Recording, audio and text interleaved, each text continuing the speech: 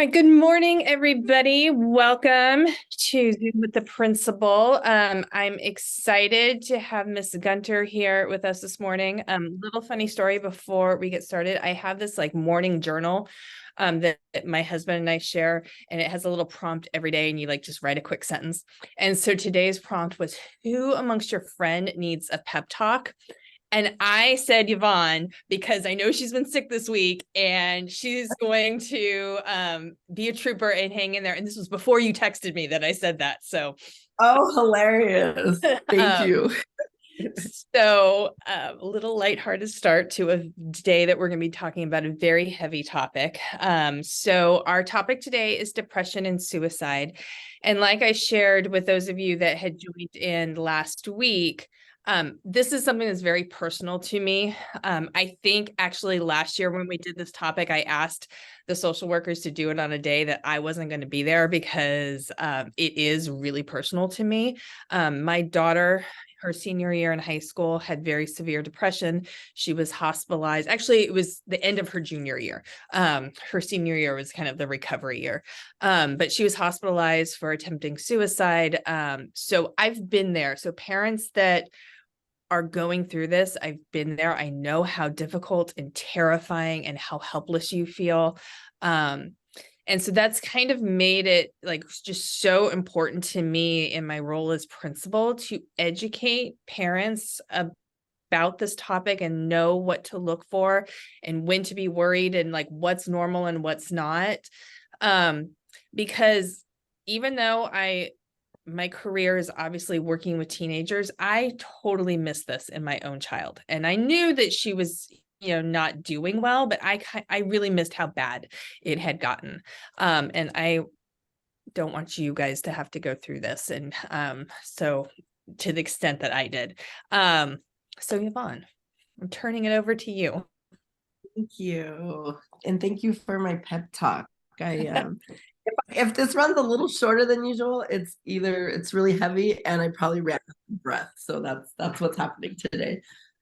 Um, so just like Ginny, I was gonna go through this whole like very sterile presentation, but same, it's very near and dear to me. A lot of personal reasons and professional reasons. And when we were in COVID lockdown, my son was a senior, and he went through it terribly. And it wasn't until the following year that I actually knew. So being a mental health professional and completely missing this still breaks my heart. I don't know what I could have done at that time or if he would have even talked to me, but it was later on that he and his girlfriend were talking to me and they were like, it was a really, really dark time for him. And from the outside, it was like, oh, he's a teenager in his room, he's playing video games all day. And so one of the things we'll also talk about is like, why is it difficult to differentiate normal teenage behavior and depression? And so many of these things look so much alike. Like you might have a kid who's just a gamer, but you might also have a kiddo who is using video games as a distraction from all of the feelings that they're feeling. And so it's a difficult role as a parent. And again, even as a mental health professional, I didn't see a lot of it. A lot of you who've been on here before, my story and the reason why I do what I do. And for me, it is my own struggles in high school with my mental health. And back then, it was a time where we did not talk about it at all. We didn't know really what was going on. I just thought something was wrong with me and I didn't really understand what was happening. For me, it was mostly anxiety. And so when people talked about depression, I always thought of like, oh, somebody's really sad. And it's just like this sadness and then you get through it or whatnot. But it wasn't until I was an adult that I experienced my first real bout with depression. And it changed my perspective on so many things. And so when, your students are coming to me, I have this kind of ability to like empathize with what they're experiencing. And when we're talking about depression, it's so much greater than sadness. If you think about, people, attempting suicide or completing suicide, something must feel so horrible that sounds like a great resolution, right? And so, this is something that Mrs. Cruz, the other social worker, and we are dealing with all the time. I'm going to also show you kind of the screeners that we use here at school. So if I ever, God forbid, have to like call and let you know that something's going on with your kiddo, you kind of have an idea of what I've already done up at that point. And then we never just leave you to handle this by yourself. This is, when they say it takes a village, it really does take a village. And when it comes to mental health struggles, that's definitely something where we want to be collaborating with you and working with you and supporting you, because, as Miss Davis and I both know, it is the darkest time. I tend to forget sometimes. I make so many phone calls that sometimes I think I've become desensitized to those phone calls. And so what I really try to do is when I do have to call a parent to let them know their child's experiencing depression or suicidal thoughts, I always pause and remember that this may very well be the worst phone call that a parent will ever get. And so when you do those phone calls, sometimes twice a day, you often forget that. And so that reminds me, just being here with you today of like, I really want to, be very like compassionate in my conversation. So if you catch me, talking too fast about something really heavy, that's my weakness, and I'm working on that. So in understanding teenage depression, a couple of things I want to highlight. And, the first thing is that it is so real. And the good part is that it's so treatable.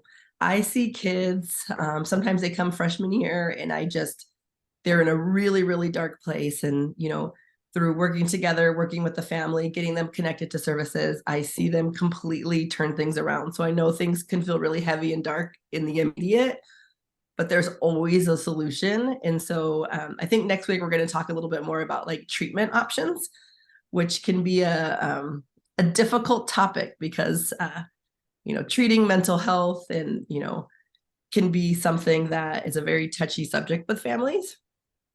But just want to explain that it is real, it is treatable. And the other thing I always want to tell people is that it's not a sign of weakness and it's not a sign of bad parenting. And so a lot of times I will call home and a parent's instant reaction, myself included, is to become a little bit defensive. Like, I feel like sometimes I'll call home and be like, hey, I'm Miss Gunter, this is what's happening with your kiddo. And the parent will say something like, I give them everything they need. Are they saying that I'm not doing something right? Or, something like that. It becomes very personal to the parent. So just as a reminder to everyone, depression can happen for students who have the most fantastic supportive families. It doesn't matter. Obviously, family support is a good indicator of like progress when you're getting well. But I just want to put that out there that if I ever call, it is not necessarily a reflection of your parenting. Did you ever feel like that, Jenny? Like, I felt like, what did I do wrong? Like, could I have done something different? Like, there was a lot of self-blame. So I don't know if you experienced any of that. Oh, for sure. Oh, for sure. And just like, how did I miss how bad it got? And especially like when it happened, it was when we were in like the quarantine period of the pandemic, like right in the beginning. And so we were like locked at home together. And so it's not like I hadn't been home and around. I was like right there and but yeah, wrapped up in my own stuff and my own worries and just completely missed it. And oh yeah, like the guilt and the second guessing and the self, judgment and oh yeah, it was and sometimes like I'm not I will be completely upfront. I am not completely over that. For sure. For sure. And I don't know if any other parents have any experience with this of like finding out your kiddo's struggling and really taking it personally. Like, oh my gosh. I have parents who sometimes didn't want to be honest with me because they thought I was going to have to call CPS. And that's a real fear. When you have a social worker call your house, they're telling you something terrible is going on with your kiddo. There's that defensiveness. And it's like, and so that's something I want to put out there too. It's like, again, not a reflection of the parent. Doesn't matter how wonderful you have been. But that's just a natural part of knowing your kid's struggles, because our job is to take care of our kids. And when there's something going on, we own that, we carry that. And so just a reminder, it's not you. And it's something that happens to, again, it doesn't matter what your background is. It doesn't matter what your grades are. It doesn't matter who your family is, or, how supportive they are, or how many times you've called your kiddo, or how many times you've yelled at your kid. Like, it really sometimes just is. And that leads me to another thing that I really want to talk about is, actually I'll get a little more deeper into it later, but like how you talk to people with depression. And when kids are feeling depressed, one of the things that they fear the most in our conversation is that I have to call home. And the biggest reason why kids don't want me to call home, two reasons. One is they're afraid that their parents are going to take away their privileges. Like, they'll say, like, I don't want you to call my mom because if she knows I'm depressed, she's not going to let me play tennis anymore or hang out with my friends. And the other part is, I don't want you to call home because my mom or my dad or whoever's taking care of me has enough on their plate and has enough to worry about. And I don't want to be another thing for them to have to stress about, because I know that they work so hard.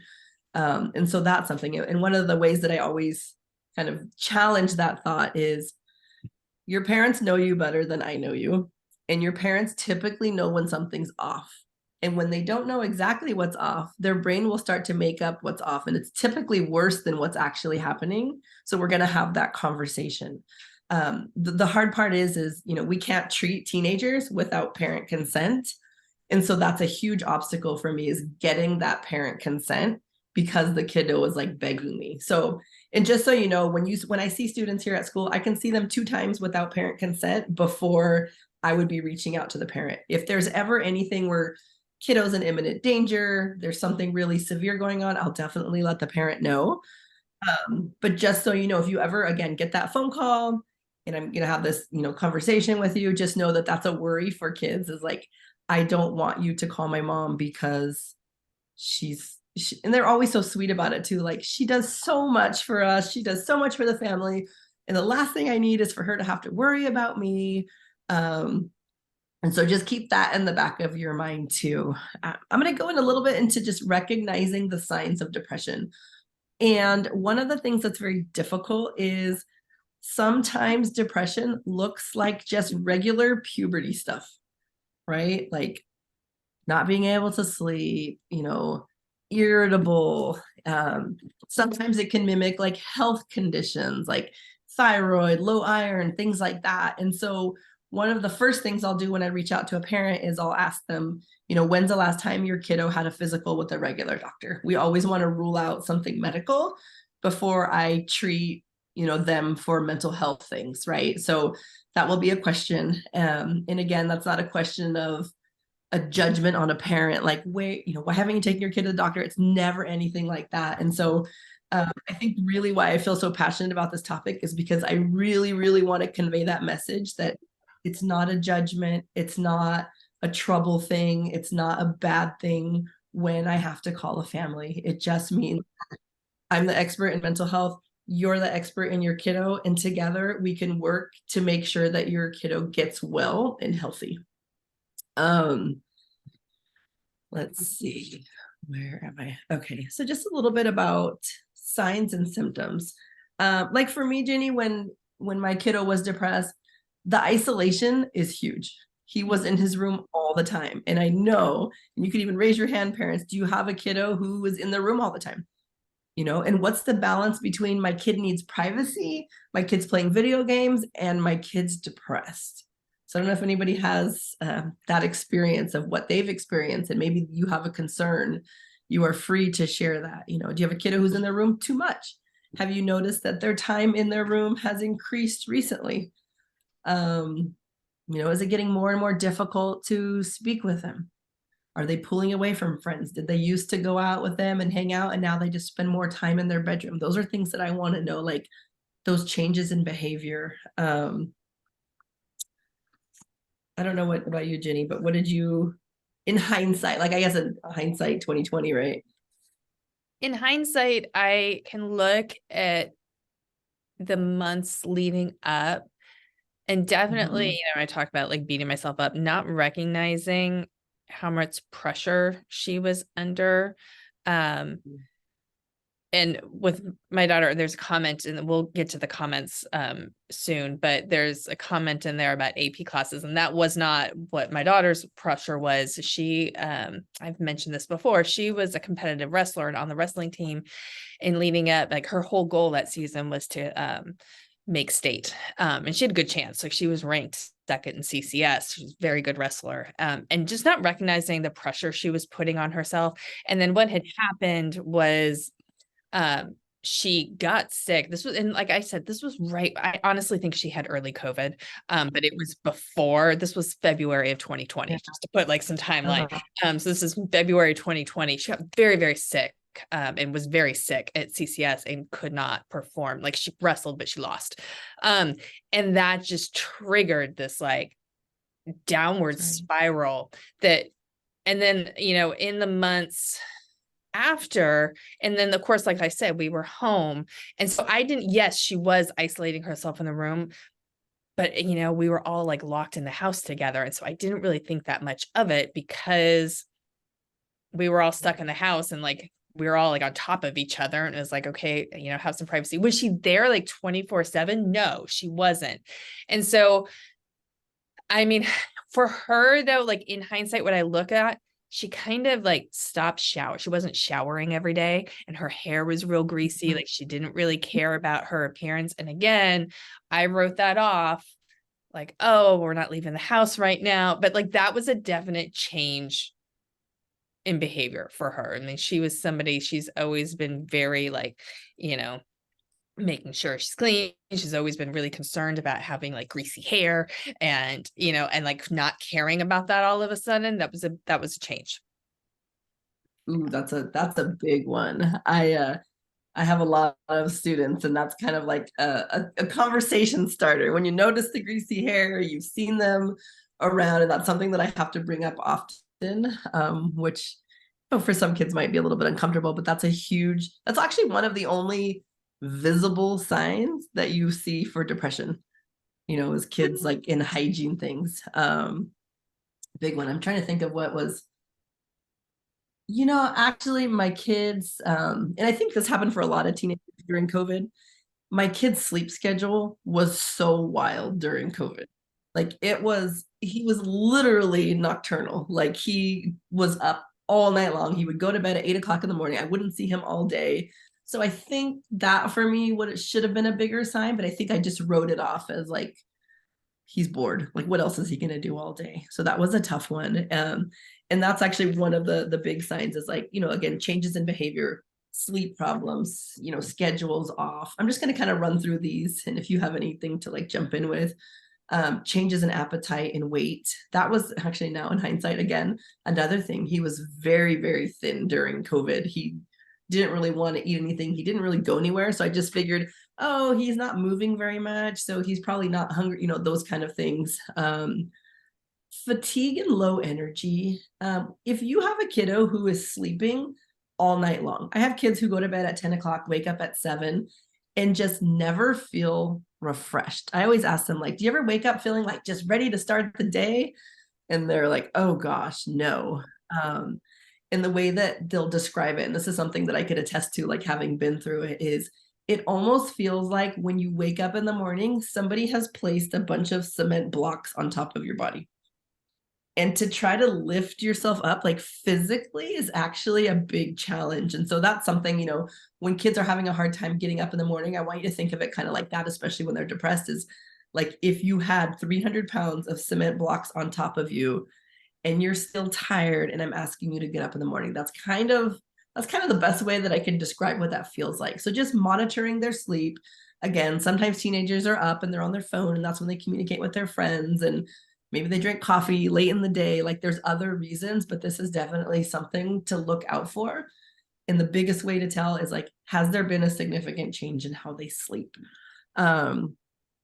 Irritability and mood swings. Again, like, is it, you know, part of their cycle? They're just moody. Is it that, you know, they're tired and so they're feeling irritable? Is it just hormones, or is it depression? When you're depressed, you have a very, very low tolerance for anything, for anybody, for anything. Everything's annoying. You know, if you've ever checked on your kiddo and you're like, hey, how's it going? And they snap at you, like things like that. Definitely, again, could be a sign of teenage behavior, could be a sign of something a little bit more serious like depression. And again, I go back to that change in behavior. Are they usually kind of like, hey, mom, how are you? And then all of a sudden they just kind of took this turn, just things to keep an eye out for. And when I run through these lists, I don't want you to think like, okay, oh, that's one sign, so that's definitely it. Usually they'll come in like clusters. So it's like their appetite's different. Their sleep is also different. Maybe you're seeing that social withdrawal. They don't want to hang out and have dinner with the family. They don't want to spend time with their friends. They don't want to go places anymore.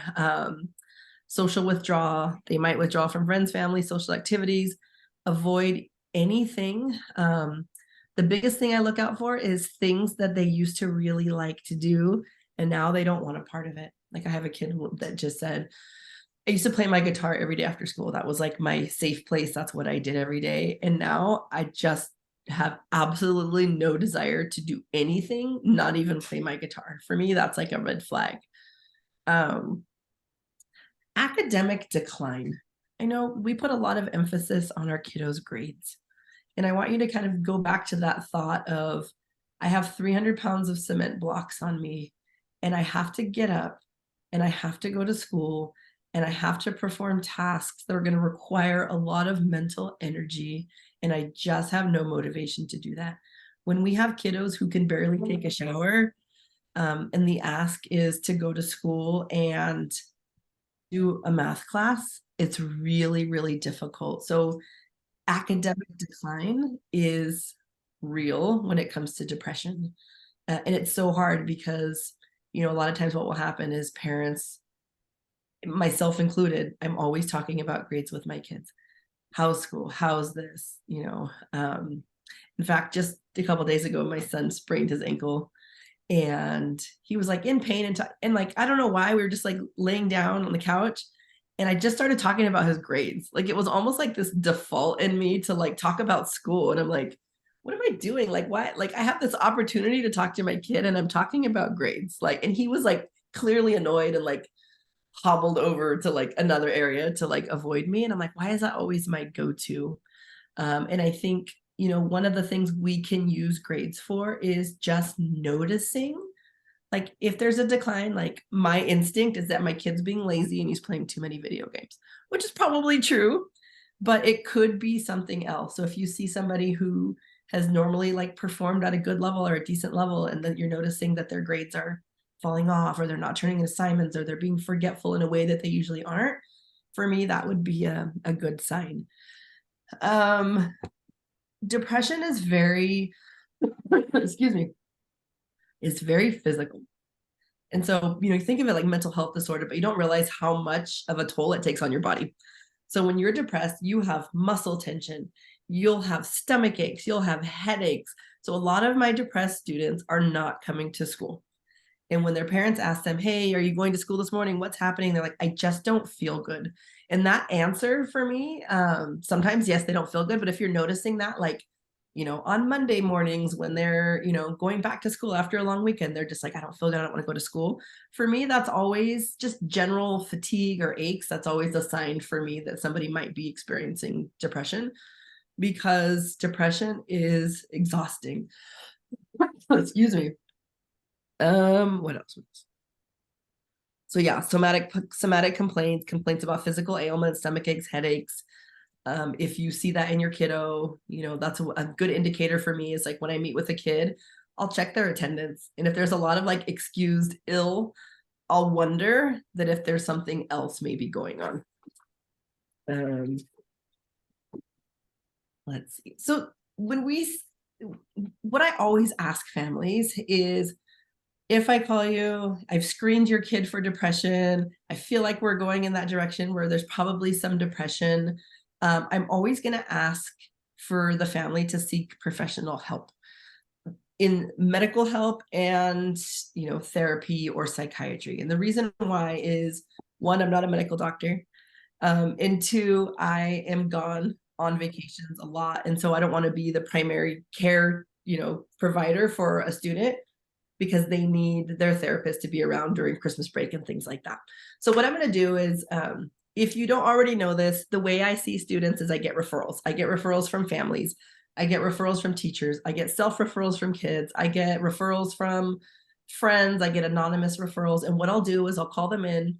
I'll go over my limits of confidentiality. I'll let them know, this conversation is private. I'm not allowed to share any information with anybody unless I felt like you were in imminent danger to yourself or to somebody else, or you have been abused physically, sexually, emotionally. Outside of that, this conversation is private. And then I'll kind of go through this assessment journey with them.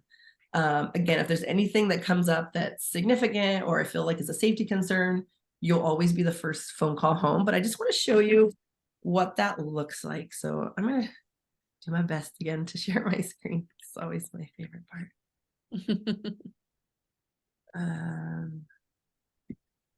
Did I do it? Yep. We can't see anything yet. Oh, now I see your calendar. Oh, There we go. Can you see this? Patient Okay. health questionnaire. Yes.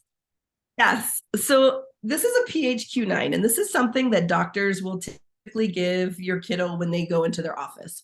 And this is what I use to assess for depression.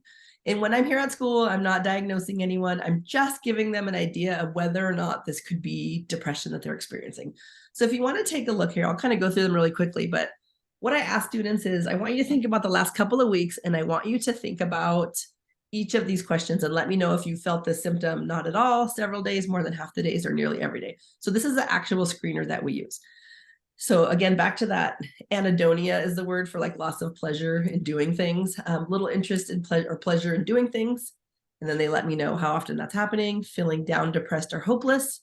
And then I'll clarify, okay, which one of those are you feeling down, depressed, or hopeless, or all of the above? Sleeping issues, energy issues, excuse me. Number 6, feeling bad about yourself or that you're a failure or you have let yourself or your family down. I'll always clarify, do you feel like you let yourself down? Do you feel like you let your family down? It's usually family. Sorry, timeout.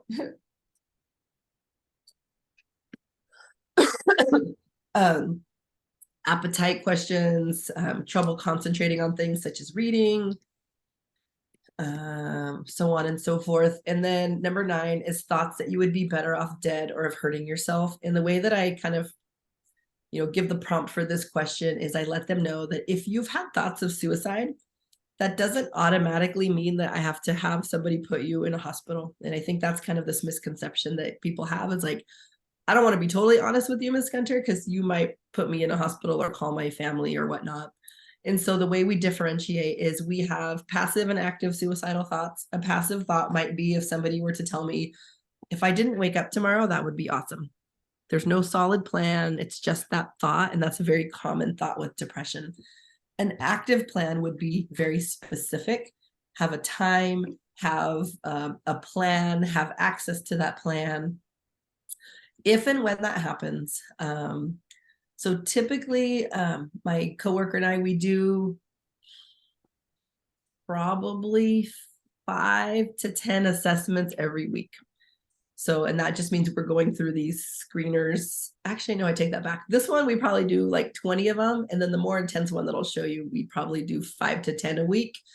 And then our current data, I think we have, I want to say 8 to 10 students a year that we actually have to have hospitalized, which we could talk more about that afterwards. So just so you know, kind of how prevalent these feelings are. If they say 25% of teenagers are experiencing a mental health concern, it really does match what we see here on campus. So the way that this scores, you score typically, anything under like a 15, they consider like mild to moderate depression. When we're getting to like, if you're adding all these numbers up, if you're getting to the higher numbers, it gives you some advice. Like anything over the score of like 18, I would suggest to a family that their kiddo be seen by somebody, that they start treatment immediately.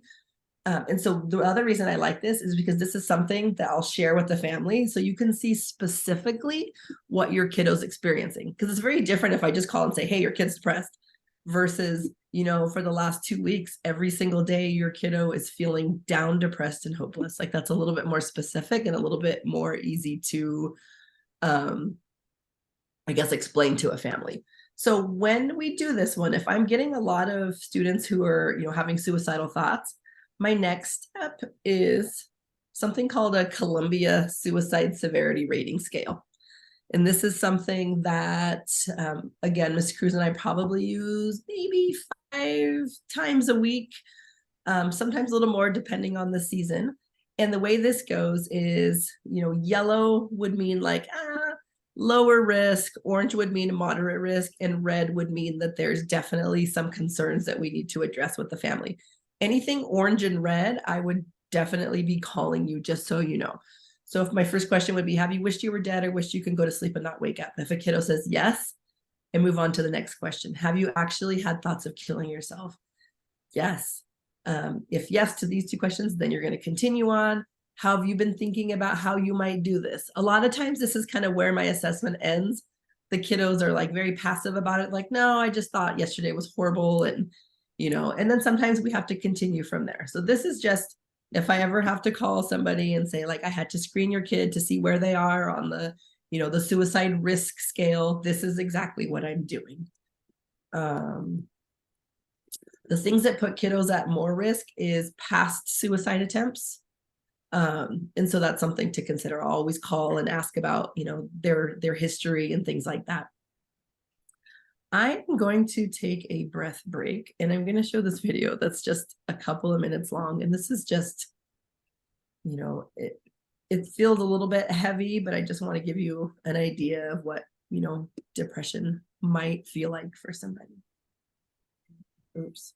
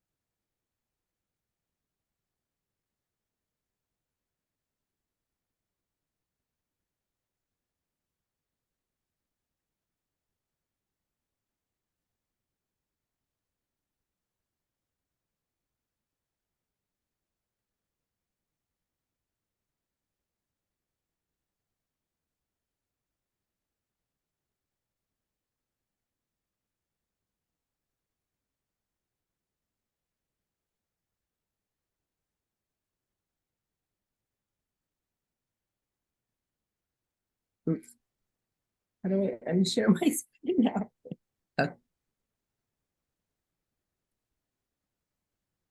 Did I do it or not? No, you're still sharing. How do I do it?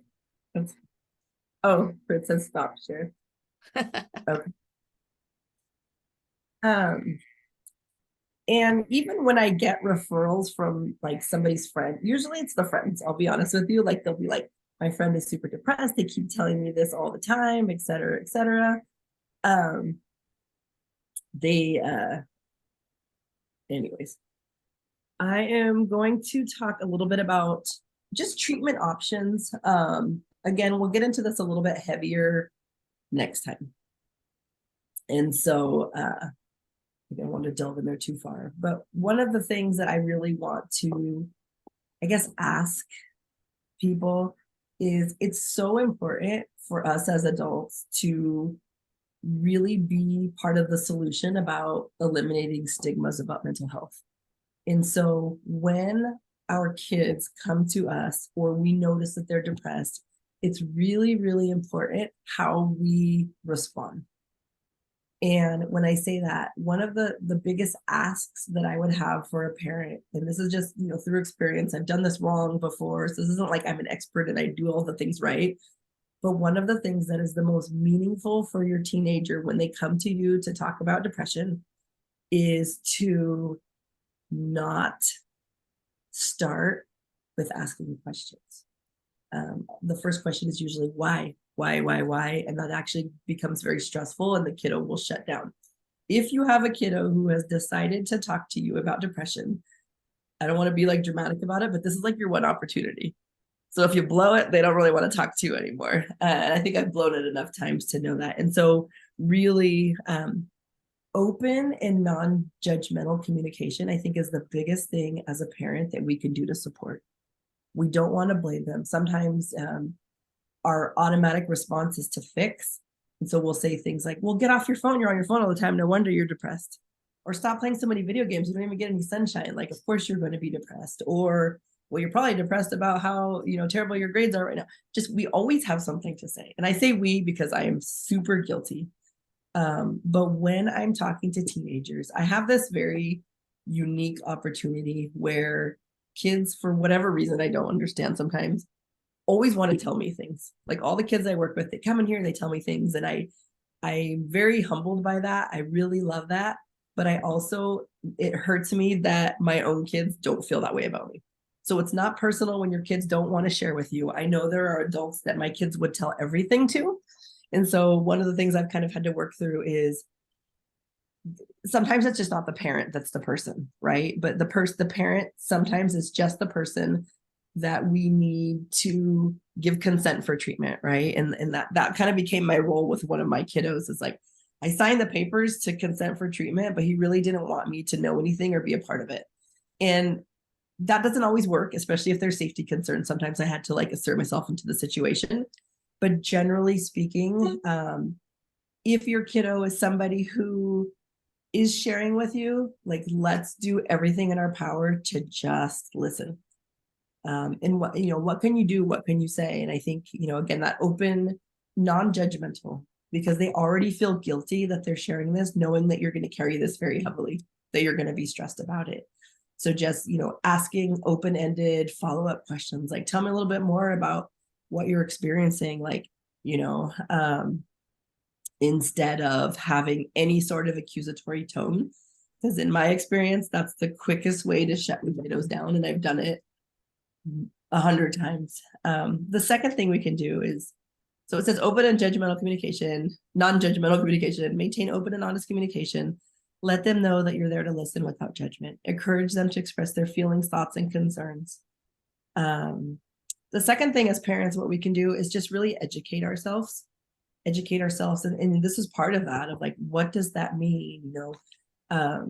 What can I do? There's so many great organizations, and I can share some links with you, Jenny, to share out resources about how to communicate with your kids about mental health. Just providing yourself with more education. The more educated you are about the topic, the more comfortable you're going to feel. And I think sometimes our instinct to kind of overreact or control the situation is very fear-based. Like, nobody wants to hear that their child doesn't want to live anymore. Nobody wants to hear that their child can't get out of bed. And I think sometimes there's this kind of denial within us that makes us like, maybe if we just push it away, it's not true. And I get that a lot. There's a lot of, again, myself included, like, oh, I write it off as this or write it off as that. But really,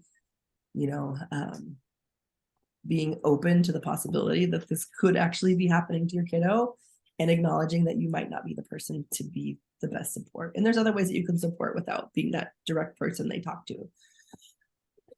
Seeking professional help.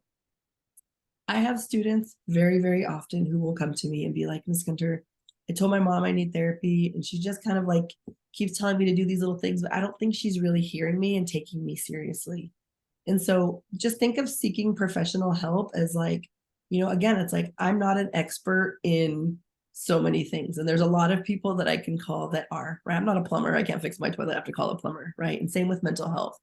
Sometimes it's bigger than us and we can still be a part of the solution, but sometimes our hugest role is to just sign that consent and connect our kiddos with somebody that can be that professional for them. Respecting their privacy is important, but it's also that question mark when it comes to safety concerns. If you have a kiddo who's having suicidal ideation, sometimes I, encourage parents like, hey, if they're in the bathroom too long, it's okay to knock, or, some parents won't let them close the door, things like that. And it makes children really mad, but it's also to keep them safe. So yes, we want to respect their privacy. While it's important to be supportive, respect your teen's privacy, they may not always want to talk or share their feelings. That's okay. But sometimes they have to understand that we have an obligation to keep them safe. Encourage healthy habits. This doesn't mean like forcing them. One of the things I've learned, my kids are 21, 17, and 16 now. I've learned I cannot force them to do anything, nothing, like at all. I can, bribe them. I could do all these things, but I cannot force them to go to sleep at a certain time. I could force them in the room. I could take their phone away. I could do all the things, but I could not force them to go to sleep. So how else can we encourage healthy habits? We've talked about modeling this and, doing the best we can to set those tones. But at the end of the day, we can't. We can share with them why it's important. But as you all know, as parents, like the things we say often go one ear out the other. But just, model those healthy habits. If they see you exercising daily, if they see you doing all these things that are healthy for you, they're definitely gonna, be more inclined to do that for themselves. This next one is tough, I think, for some people, and it's encourage social connections. And when your kiddo is depressed and their grades are failing, the last thing a parent wants to do is encourage them to go hang out with their friends, right? That's like, oh my gosh, you should be home doing your homework. Social connections are one of the biggest protective factors for any kid. So if you're feeling depressed, if you're feeling suicidal, a protective factor is something that essentially keeps you alive. Their social connectedness is usually number one. So if somebody's depressed and their parents get kind of freaked out, they take their phone away and they don't let them go out and they're just kind of hovering over them, that's actually could be very potentially dangerous. So finding that balance between, yes, you have responsibilities to do, but also acknowledging the time for them to connect with other people, to friends. Sometimes those happen on video games. I don't know about your kiddos, mine have the headsets and they're talking to people for hours and hours. And I think for them, that's like the equivalent of when I was young and playing out in the street with my friends. It was just that time where we're just unwinding and we're just having a good time. So to the best of your ability, if you can still encourage that social connectedness, even at the expense of, some things like grades, it's so important. When we have kids who attempt suicide, when we have kids who fall into major depression, probably the common factor that I see most often is being isolated. And so that always worries me. So just keep that in the back of your mind. And lastly, be patient. It takes a while to feel well. When I experienced my own depression, once I started treatment with a professional, it was probably a year until I felt normal. For my son, it was probably about a year, and that requires a lot of patience. It requires a lot of dedication. It requires a lot of, hounding them to go to their appointments, talk to their doctor if they're taking medication, reminding them to do that.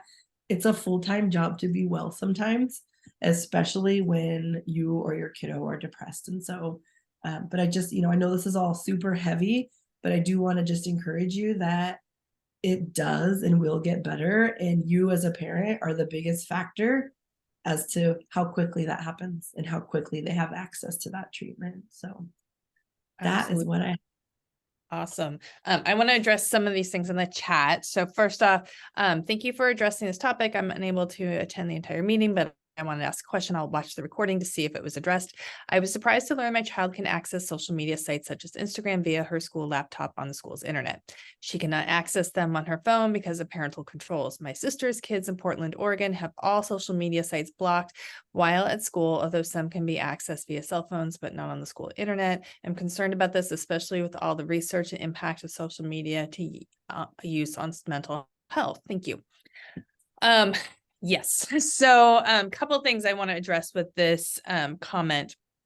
First off, the district policy about not blocking social media sites. That is a district policy. Our director of IT is very passionate about not blocking sites and instead teaching our kids to be responsible about social media use. I agree, though, there is, since that policy started, which was years ago, there has been a lot more research about the impact, especially on our teenagers, on their mental health and social media. I will address this and bring this up to the district that maybe this is something we want to relook at. I can't promise anything will come of that.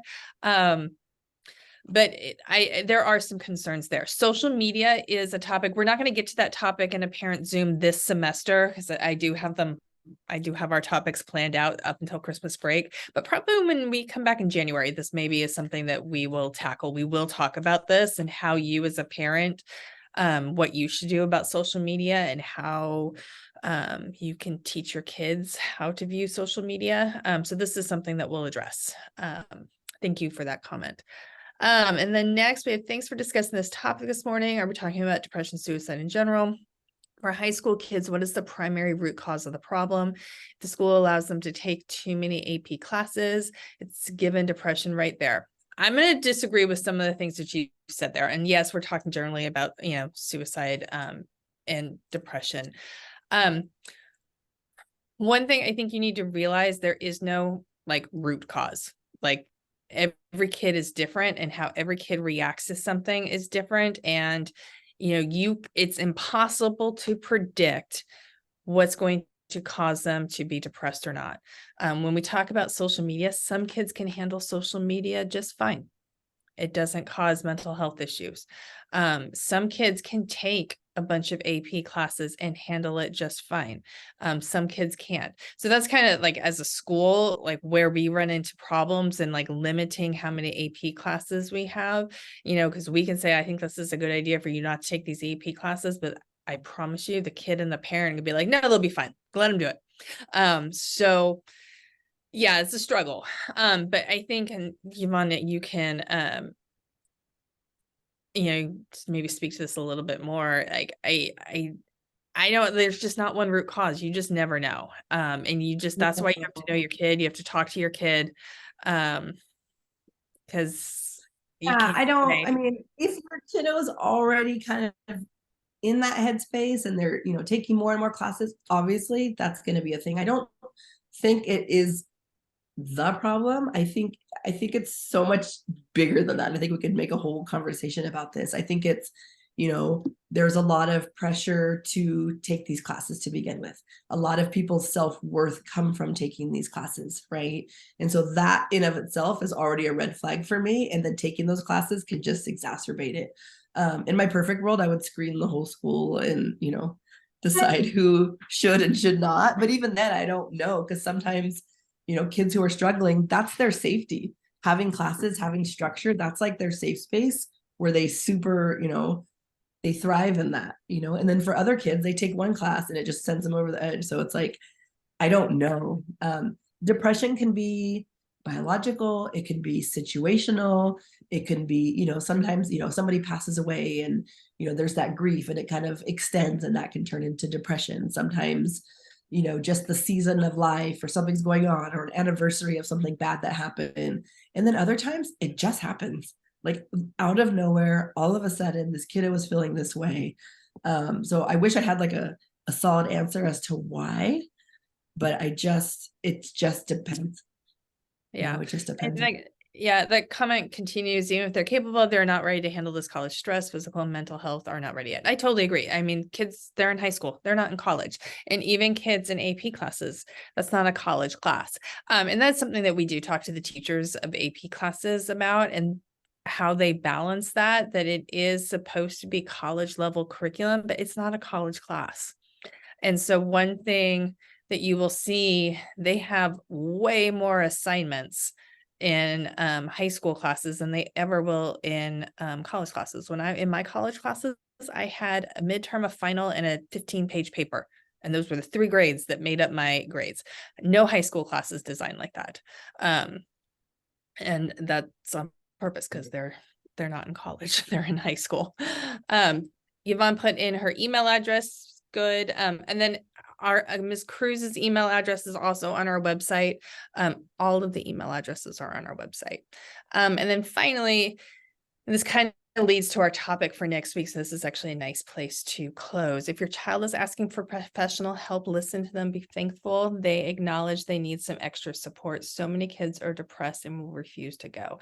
I think if your kid says to you, I think I might need therapy, that is absolute. That's not like something to like, oh, we'll think about it. We'll talk about that. No, you need to do it. If they're asking for that, that's huge.